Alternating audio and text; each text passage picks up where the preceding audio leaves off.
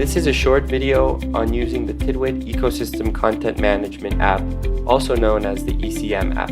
To go to the Manage Ecosystem Content app, click on the menu button to display the left side panel and click on the ECM tab.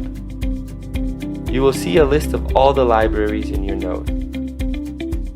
You can search for a specific content item or a specific library using the filters next to the search bar.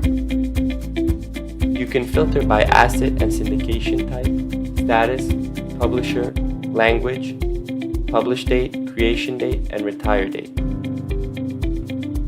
When you finish selecting the filters for your search, click on Apply and the search results will automatically appear.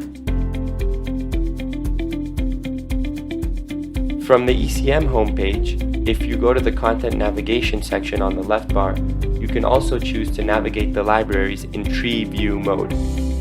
When you click on a specific library from the Content Navigation, it automatically refreshes the ECM main panel with the library's content.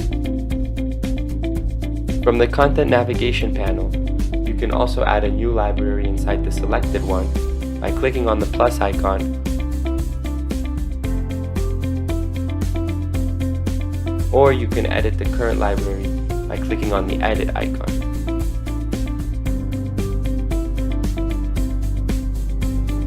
Additionally, you can move and reorganize libraries on the Content Navigation panel using drag and drop. Close the Content Navigation and go to the plus icon next to the search bar.